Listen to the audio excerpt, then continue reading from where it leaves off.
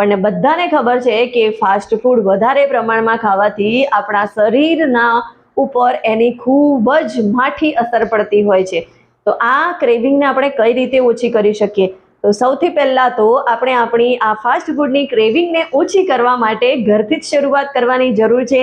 ઘરમાં આપણને જ્યારે પણ ભૂખ લાગે ત્યારે આપણે નાસ્તો રાખતા જ હોઈએ છીએ, તો ઘરમાં હેલ્ધી વસ્તુ રાખવાનું શરૂ કરી દો, જેમ કે બટાકાની વેફર્સ, સેવ મમરા, ચેવડો, આ બધી વસ્તુ જે છે એ નમકીનની જગ્યાએ તમે રોસ્ટેડ મખાના, રોસ્ટેડ ચણા અથવા તો અલગ અલગ પ્રકારના સીડ્સ અને ડ્રાય ફ્રૂટ્સ આ વસ્તુ રાખો। અને જો તમને સ્વીટ વસ્તુ ખાવાની જરૂર હોય તો સ્વીટમાં મીઠાઈઓની જગ્યાએ તમે જે છે એ ખજૂર છે અથવા તો ખજૂર અને બધા મિક્સ બનાવેલા લડ્ડુ હોય છે ડ્રાય ફ્રૂટ્સના, એ પણ તમે રાખી શકો છો, ગોળ રાખી શકો। આવી બધી વસ્તુઓ છે કે જે તમારે એક્સચેન્જ કરવાની છે, કે જે ફાસ્ટ ફૂડ છે કે જે મતલબ નમકીન છે, તમારી બોડીને નુકસાન કરે છે, એની જગ્યાએ હેલ્ધી વસ્તુ રાખવાની છે। એટલે જ્યારે પણ તમને ભૂખ લાગે, રસોડામાં જાઓ છો તો તમારી નજર આવા હેલ્ધી પર ફૂડ પડશે અને એ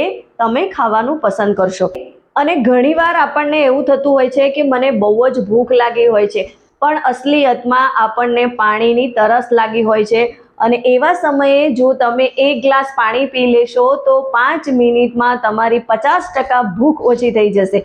અને આવી રીતે તમે તમારી હેલ્ધી હેબિટને કેળવી શકો છો, અનહેલ્ધી ફૂડથી દૂર રહી શકો છો।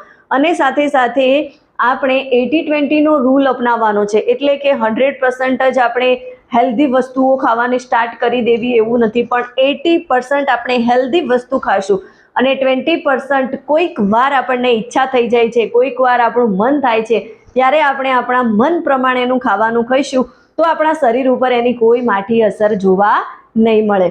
અને